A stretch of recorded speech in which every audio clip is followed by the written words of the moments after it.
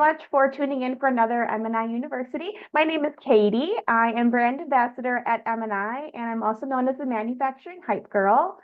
MNI itself, we are otherwise known as Manufacturers News. We've been around for over 100 years. We connect buyers and sellers with our industrial data.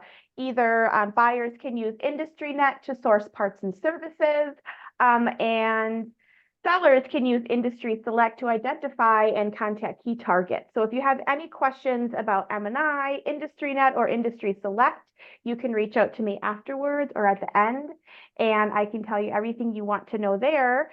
But MNI University has been around only since 2022. It's free online learning led by industrial professionals like my friends at Keystone Click here, Whitney and Lori. If you guys just want to go ahead and take control of the presentation, thank you so much for doing this. Yeah, thank you so much, Katie. We are so excited to be back. Lori and I both did another MNI University course last year, The Biggest Marketing Mistakes Manufacturers Make, and I did a solo webinar on the mother-friendly work environment for MNIU. So we're really excited to be back, excited that it's ongoing learning, not just during manufacturing month. And I'll let Lori introduce Keystone Click. Yeah, so Keystone Click is a strategic digital marketing agency. We help our clients build brand awareness and generate leads online. And we do that by first conducting research. And then we take the data and the insights that we collect and we build a strategic plan and support that, the full implementation of that plan. And as you can assume here, the majority of our customer base is in the manufacturing space. Okay. And before we dive in, I just wanted to take a moment to thank Katie and MNI for making today's webinar possible. It's really been wonderful to see MNI University grow over the last 2 years, and really happy to be able to not only enjoy the free classes myself, but to offer some as well. This QR code will take you to the MNI University homepage, and I encourage you, if you're not already, to monitor it for upcoming classes and check out those archived resources. All right, so here is what we will cover today. We'll go through individual introductions, discuss diverse perspectives on manufacturing. So that will give you background on the research and information on respondents, so you know where the data that we are presenting on is coming from. Next, Lori will talk about key themes in client expectations. So those are the top themes from the data, what manufacturers really expect from their vendors and suppliers, insights, and also action that you can take. I will talk about the top challenges that manufacturers are facing. Lori will then talk about how vendors and suppliers can better reach and serve their manufacturing clients. And lastly, we'll talk about what manufacturers value most from their vendors.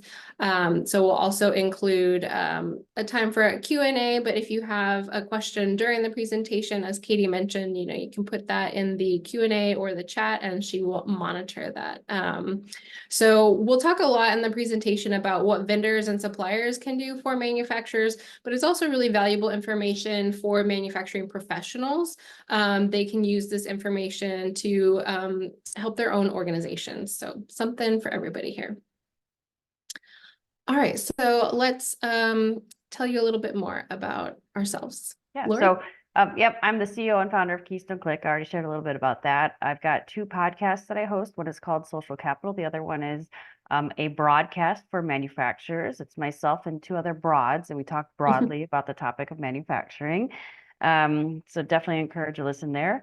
I've been on the board for the Better Business Bureau serving Wisconsin for 8 years. And I am a workshop facilitator for a national organization called the Agency Management Institute. And previously was a adjunct professor at our local University of Wisconsin-Milwaukee. And that is a picture of my dad. And he worked in a tool and die shop, and his entire life was in manufacturing. And that's kind of where I got my passion for manufacturing, is living and seeing, what he was doing. And I just love visiting him and just seeing how things are made. So, all right, Whitney, tell us about you. Yeah, so for Keystone Click, I am an account manager and content creator. Prior to joining the Keystone Click team, I had 9 years of experience at a family-owned manufacturing company. I'm in the Houston area. I'm also a co-chair of the USA Manufacturing Hour chat on Twitter, and been a past host. I'm an active member of Women in Manufacturing, and a previous board member of WIM Texas, and I'm a member of the Manufacturing Marketing Mastermind group. One thing that we're big advocates of in addition to manufacturing is education. So if you find or hear something that's really interesting or fascinating, screenshot it, take a picture of it, post it on social media and tag us. Share the wealth. Yes. All right, so with that, let's get started. So where do we get our data that we're presenting? We partnered with an independent research organization to develop the questions and manage fielding of this attitudinal survey. The survey was designed to take no more than 15 minutes to complete. The fielding was from September 1st to October 21st of 2023. And our goal in doing this research was to really understand how manufacturers are feeling, what they're struggling with, and how the manufacturing industry has changed, especially since the COVID pandemic. And we were particularly interested in how the buying process has changed. We want to share these results and insights to help manufacturing professionals and businesses that partner with manufacturers to so they can add value by meeting those needs that the manufacturers express that they have. To make this happen, we had some really awesome partners. They were B2B Tail, if you know Kurt Anderson, McAdams Graphics, Women in Manufacturing Texas, and MNI. We pulled these partners in to help us get the word out about our survey. I'm sure you know for research, it's really important to try and get a large representative sample size. And with their help, we were really able to just make this happen. And through the group outreach, we garnered 40 verified respondents, which is the equivalent of 4 focus groups. So looking at the survey respondents, to qualify to take the survey, the manufacturing professionals had to play a role in the organization's buying process. They didn't need to be the final decision makers, but they had to play a part somehow in that. The respondents were allowed to choose all that apply to describe their roles in the organization. You can see that over here in this pie chart. So management, marketing, and sales, those were roles that describe half of the survey respondents. When we look at the level, the majority of respondents had some kind of decision-making power within their organization. So 85% of them were either at the manager level or higher. We asked them to give us some information about their age. So half of them identified as being in their 30s, 40s, or 50s. And we know that millennials, so 30s, early 40s, are quickly becoming the group that are really, making the decisions in their organizations. Okay, in terms of their organizations, so where they work, when we look at the number of employees, 30% of the organizations would be considered small businesses. They had 1 to 49 employees. 27.5% are small to medium sized, and 17.5% are very large corporations with 10,000 or more employees. So we got a pretty interesting spread in terms of organizations. For the industry, so obviously these aren't manufacturing professionals, but they could select from a list of 35 industries to further describe their primary operation. Half of them stuck with manufacturing, and then the remaining half of them split between, you can see here a variety of sub-industries ranging from aerospace all the way, to wholesale and beyond. So really interesting mix of respondents. In terms of their organizations, 53% of them are not distributors or brokers. So they are the primary manufacturers or OEMs. That's really who we're interested in. And because our survey was fielded at the end of 2023, we asked them about the company's 2022 revenue. And so based on their revenue, these organizations range from micro enterprises all the way up to conglomerates. But the majority were really medium to large in terms of their revenue. All right. All right, now that we understand the survey methodology, thank you very much, Whitney. Let's dive into the data, discover what the manufacturers expect from vendors based on their attitudes and what they say their top challenges are. All right, so the first data point, it's a big one. Nearly all respondents, 90% of them, strongly agree that the quality of the products and the services they buy to support their manufacturing activities is incredibly important. Quality is the top thing to be focusing on here. And a theme we saw throughout the data was the importance of that relationship that you have with the vendor, the manufacturer, and saying that 80% say it's important that the vendor takes the time to understand their needs and the needs that will to ultimately provide a better service. So, and that strongly comes into that relationship. So you're going to start to see a theme here overall that the relationship is critical. 25% of respondents said that most of their vendors could easily be replaced by another vendor. So to some extent, that's a positive that it's such a low number that but at the same time, you want to make sure that you have that strong relationship so that you want to make it even harder for them to leave you when you have that book of business. But you don't want to be in the situation that in the event they're not happy with you, that it is a hard transition to make. So based on these data points, with regards to quality, customer centricity, and vendor loyalty, quality, 100% paramount. We know this. Vendor reliability, consistency, and performance is absolutely critical. Manufacturers are loyal to their vendors because, one, it's difficult to replace them, as we kind of talked about. Yeah, so let's make sure that we're providing strong relationships. So let's talk about some of the actions that we can take with that. Most, if not all, manufacturers are going to say that they produce a quality product. So we have to stop saying that quality is the differentiator because it's expected. 90% of the results said that. What we really want to focus on is developing strong relationships and finding a way to differentiate yourself with regards to the offering that you provide. So really go deep into the relationships, and that's where you can really position yourself as that differentiator. And how you do that is through the value-added services. That's education, that's training, that's support, that's really being a true strategic partner as opposed to just being considered a vendor. Yeah, and I think it's important too, vendors are really necessary for a manufacturer's success. So if you are a vendor, you don't want to take that for granted. Their success is your success. 100%.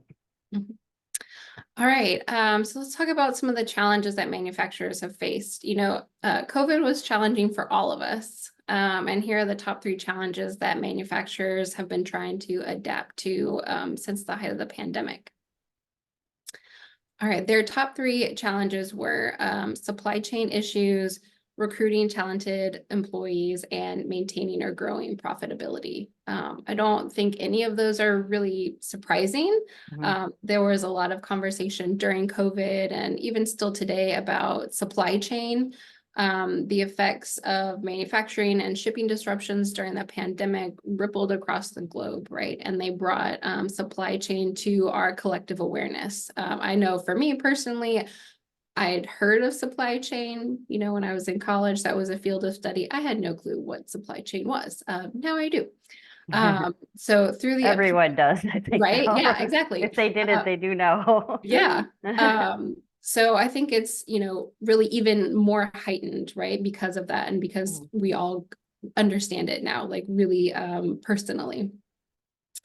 So through the upheaval, or even though the upheaval of COVID, right, and all of these disruptions have lessened, manufacturers are still facing production delays and some uncertainty in their operations. Additionally, the aging workforce and labor shortages have been a concern, even dating back before the pandemic, right?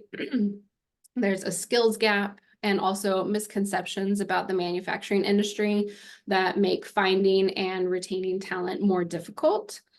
During COVID, also, there were some additional, employment issues, right? We were experiencing what some people called the Great Resignation. So there was a talent loss.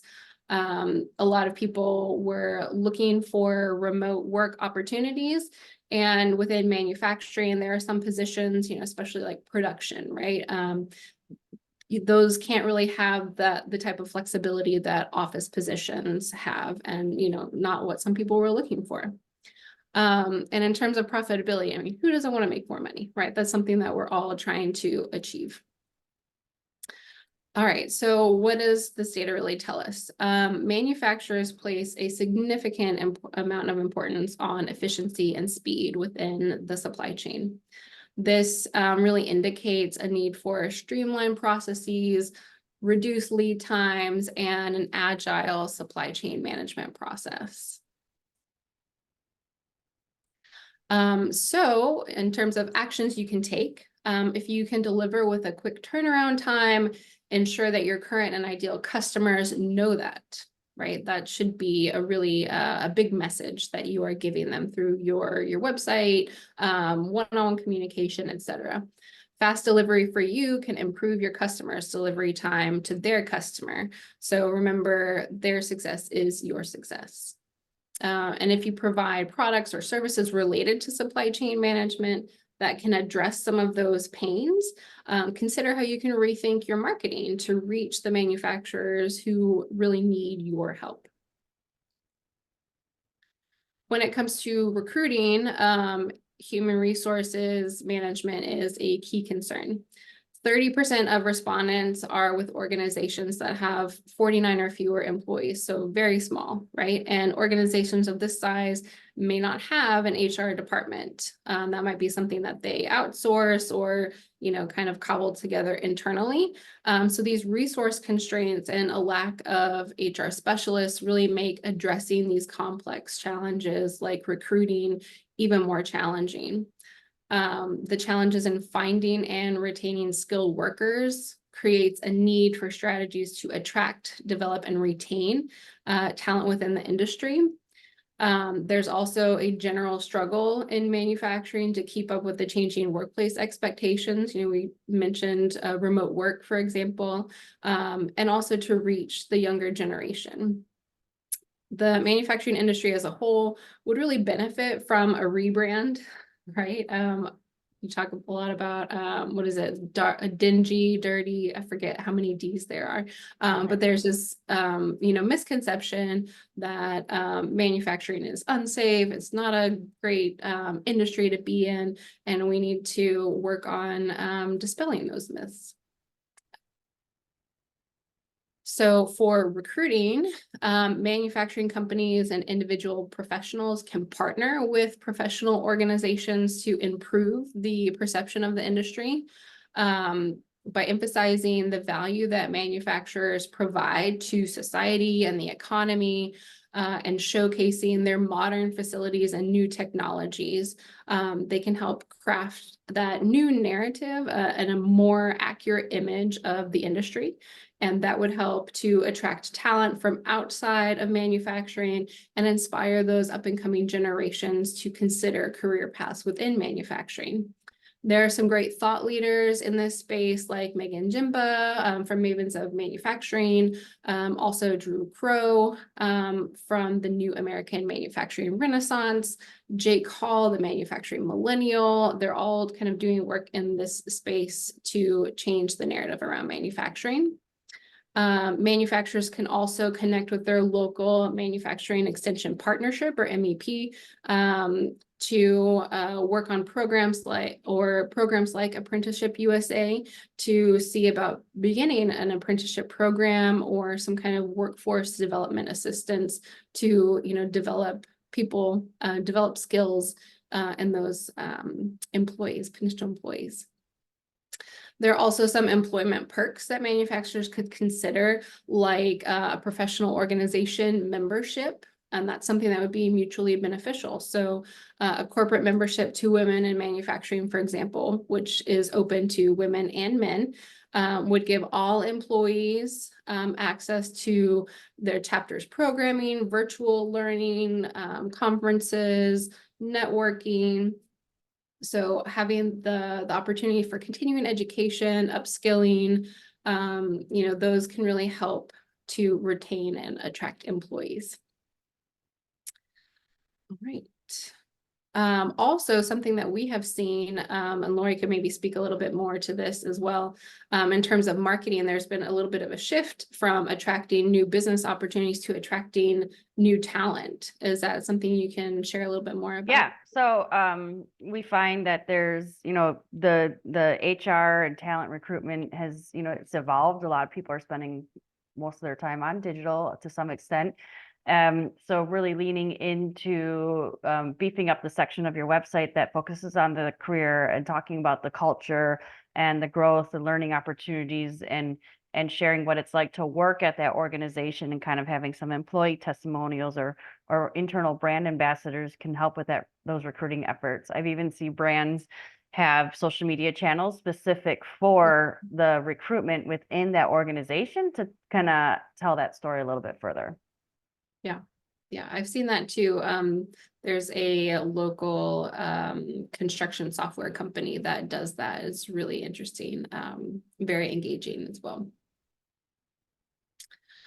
All right, so for profitability, profitability, the focuses are going to be cost management, right?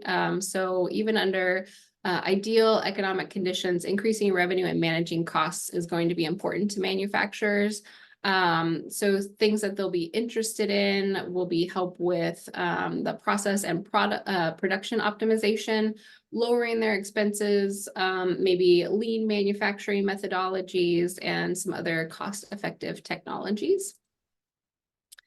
Manufacturing professionals in particular can add some value to their organizations by educating themselves on these topics. So that could be pursuing Lean Six Sigma certification, for example, and then taking what they learn and applying it in their workplace. This is also another opportunity to offer educational resources to help manufacturers improve their processes and become more efficient. This could include partnering with organizations like WIM and giving webinars on those related topics, or appearing on industry podcasts to reach them. For vendors with products or services related to creating efficiencies or reducing costs, having that messaging about saving money and enhancing efficiencies will capture manufacturers' attention. Lori had a really great example of a conversation she had with a local manufacturer who was really working with a client, and they were able to kind of create some efficiencies that way. Can you tell us that story, Lori? Yeah, I'm trying to remember the ins and outs of it because last time I shared it. But yeah, there was a client that was a manufacturer that we work with that shared that they had a deep conversation with a client. I learned that the client was experiencing an increase in the demand of the volume. So it's which is great. Yep, increase is always good.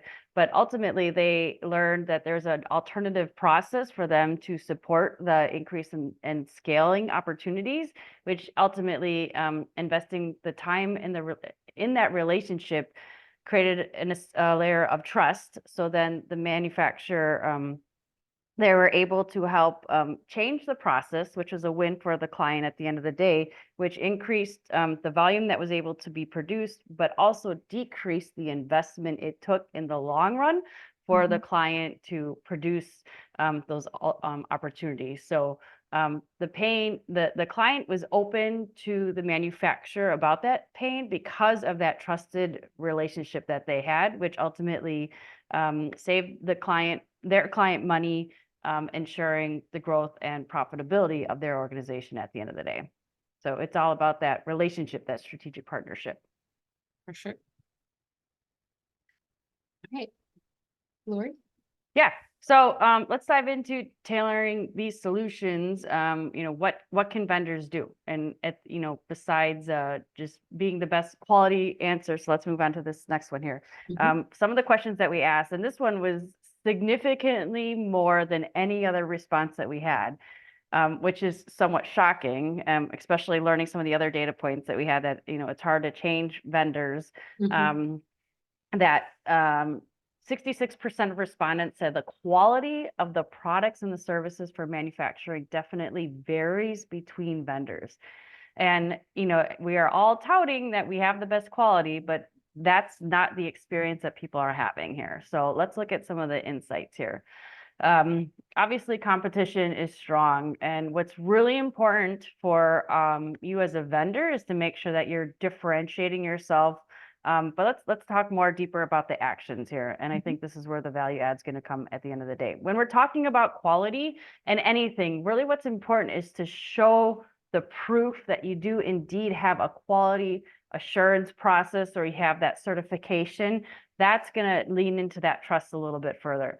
Also, testimonials or case studies can be extremely powerful because it's someone else that's saying, yes, you can do the thing that I needed you to do, and I'm confident that you're doing it, instead of you saying it. So having someone else, testimonial or whatever, showcase and speak on your behalf that you can do the work, that's going to be extremely powerful.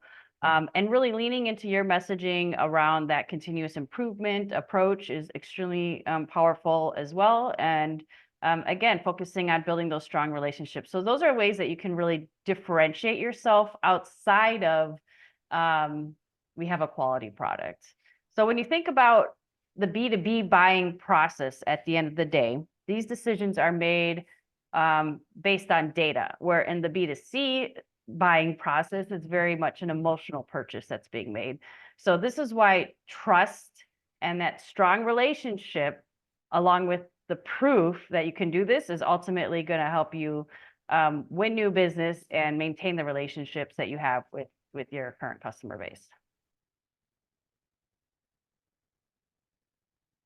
Yeah, 46% of those surveyed contact vendors when they know what they need to buy, but need help choosing the best provider for their needs.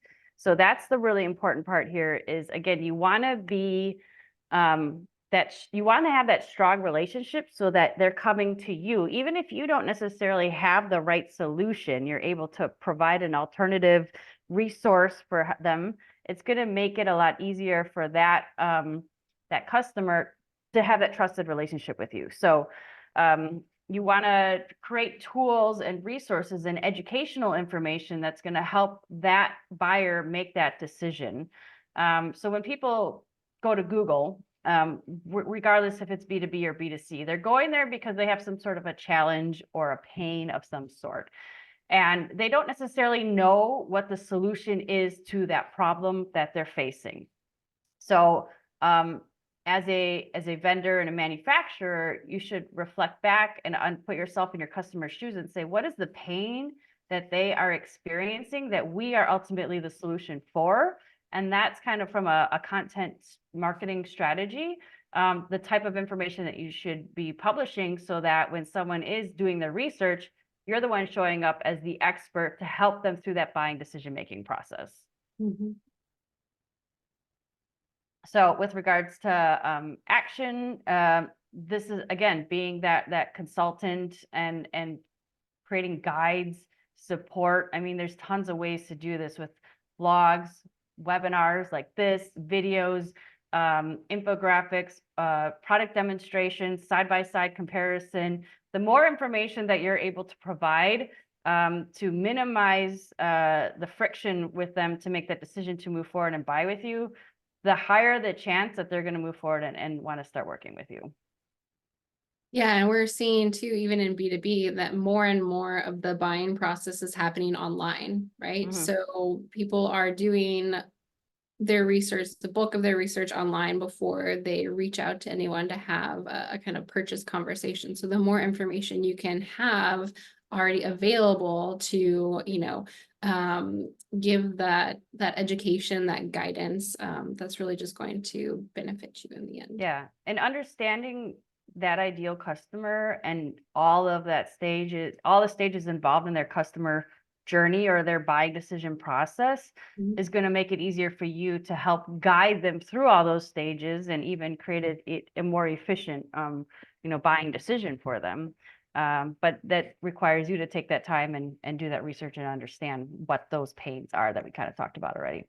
Mhm. So speaking of online,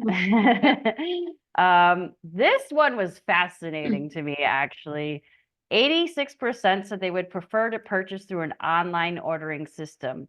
I dug a little bit deeper into this one because of how fascinating it was, but McKinsey did some research in 2020 and found that only 13% of industrial OEMs have some sort of digital solution for their current capabilities, and only 10% offered like an automatic self-serve online reordering type system.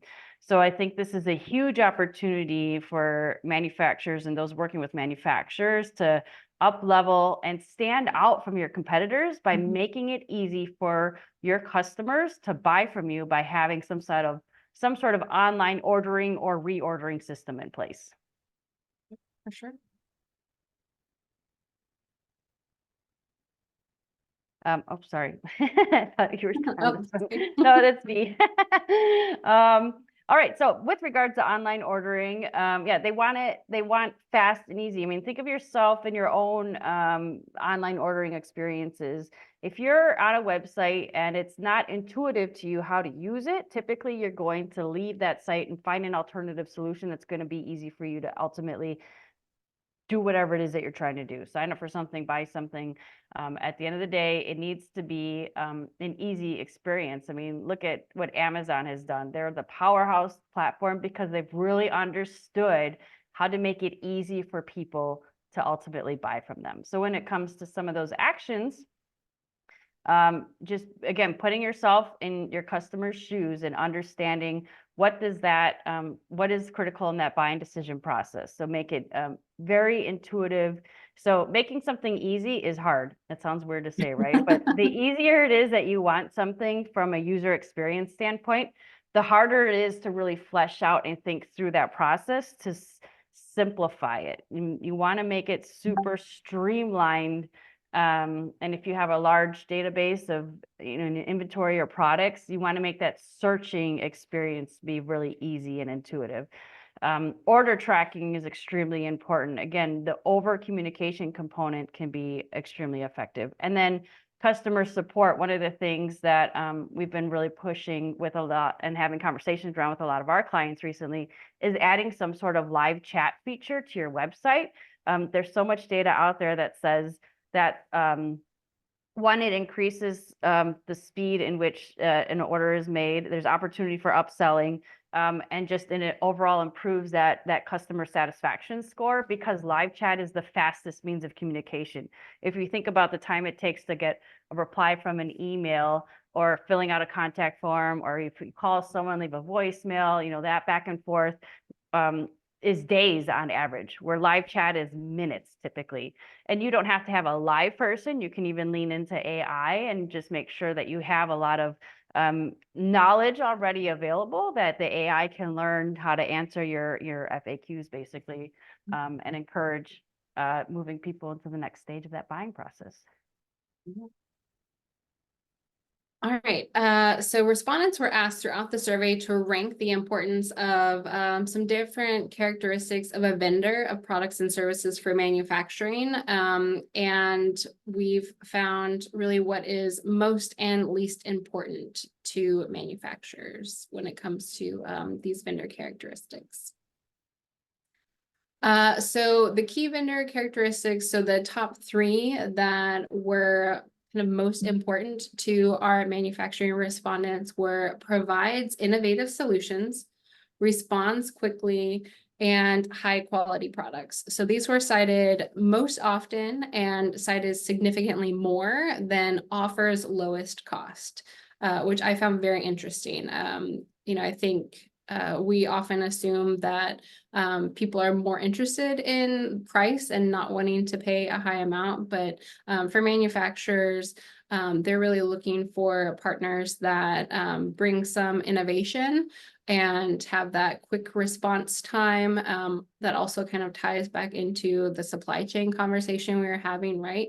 And the quality. So we've seen that throughout, that high quality is really kind of a minimum expectation. All right, and so these vendor characteristics were cited by 15% or fewer respondents. So they were still somewhat still important, right? important, But not yeah. like major influences in determining which vendors are going to buy from.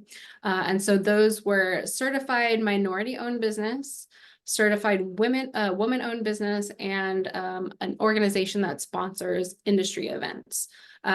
So I found it interesting, it's kind of disappointing, right? That minority-owned businesses and woman-owned businesses are not more significant factors in terms of the buying process. But one thing I think they all kind of have in common is that they're not really speaking to your expertise, really, or how the manufacturer could benefit from partnering with you. I know for different sub-industries, like if you are working with government contracts, there might be a requirement to purchase from a woman-owned or a minority-owned business. So this isn't really taking that into account. All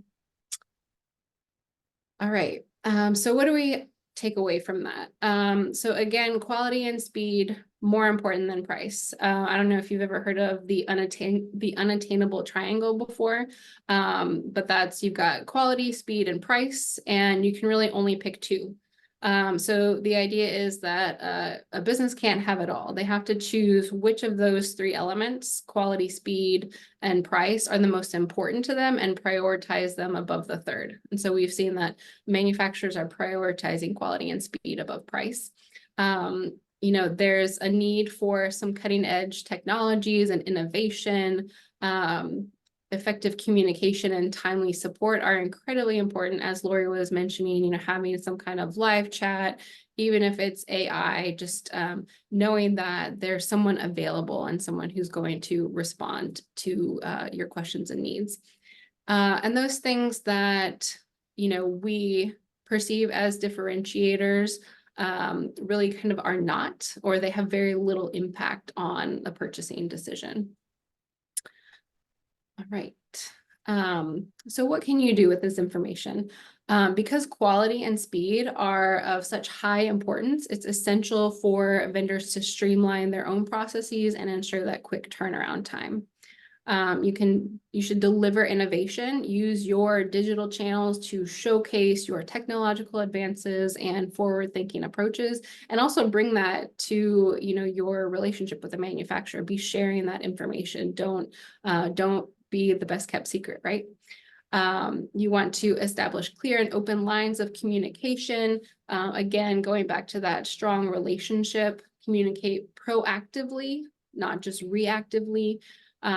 Again, take advantage of those digital tools like chat bots to shorten customer response time and maintain consistent communication.